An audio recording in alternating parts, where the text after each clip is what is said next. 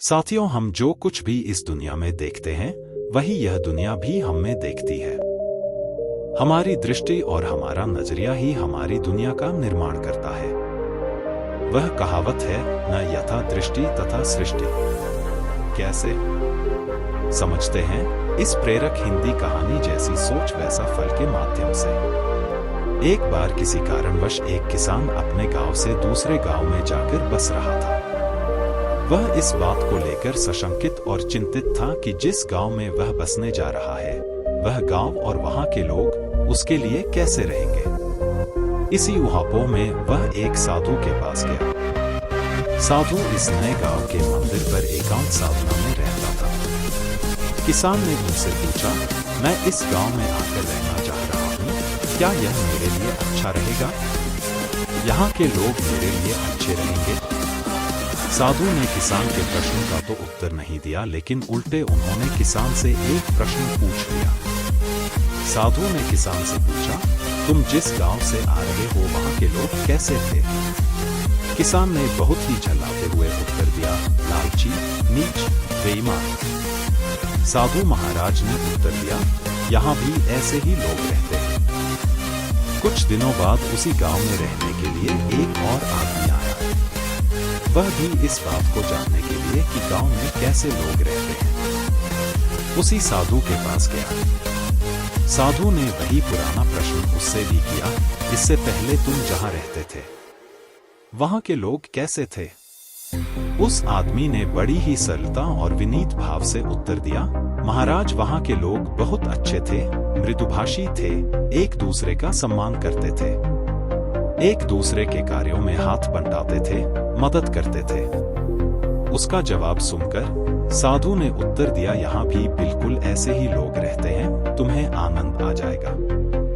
साधु महाराज के इस जवाब से आप भी चकित और हतप्रभ हो सकते हैं कि आखिर उन्होंने एक ही प्रश्न के लिए दो व्यक्तियों को दो अलग अलग उत्तर कैसे दिए। लेकिन यही इस ब्रह्मांड का सत्य है कि हर प्रश्न का जवाब सीधा नहीं मिलता, बल्कि प्रश्न का उत्तर कई बार प्रश्नकर्ता के स्थिति परिस्थिति और परिवेश के अनुकूल मिलता है। साथियों, हम जिंदगी में जो कुछ दुनिया में देखते हैं कुछ अर्थों में हमारे स्वयं के मनोभूत विचारों का प्रतिबिंब ही है। हम जो विचार ब्रह्मांड में भेजते हैं हमें उसी का उत्तर मिलता है। जो हम इस दुनिया में देखते हैं वही यह दुनिया हमने भी देखी है।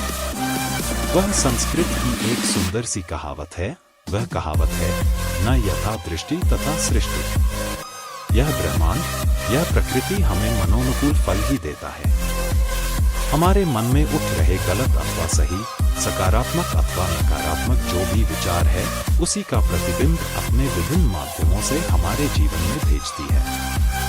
इसलिए आपसे निवेदन है कि अगर कुछ सोचना ही है तो अच्छा सोचिए, कुछ देखना ही है तो अच्छा देखिए, क्योंकि जाने अनजाने में आपके द्वारा ग्रहण की गई, अपने अंदर ली गई, भरी गई यही सूचनाएं आपके मन में विचारों के उत्प्रेरण एवं सृजन का काम करती हैं और आपके विचार ही आपके संसार का निर्माण करता है। यदि आप लोगों दुष्ट प्रवृत्ति, उनकी नीचता पर ध्यान केंद्रित करेंगे तो परिणाम कभी भी अच्छा नहीं होगा। दुनिया में अच्छाई, उम्मीद, विश्वास और प्रेम को देखिए, संदेह बदले में आपको भी यही सारी चीजें, यही सारी अच्छाइयां मिलेंगी। इसलिए दुनिया में प्रेम देखिए तो आपको प्रेम मिलेगा, दुनिया में अच्छाई देखिए तो आपको अच्छा ही मिलेगा। दुनिया में अच्छाई, उम्मीद, विश्वास और प्रेम को देखिए, दुनिया भी आप में वही देखेगी। इस कहानी पर आप अपने विचार, आवश्यक संशोधन हेतु, सुझाव अथवा सुधार हेतु आपके अन्य सभी विचार हमें नीचे कमेंट बॉक्स में लिखकर भेज सकते हैं। हमें आपके विचारों का इंतजार रहेगा। बने रहिए विचार क्रांति परिवार के साथ। आने वाला समय आपके जीवन में शुभ हो, इसी शुभकामना के साथ फिर मिलेंगे। का जग बूंद बूंद करके भरता है।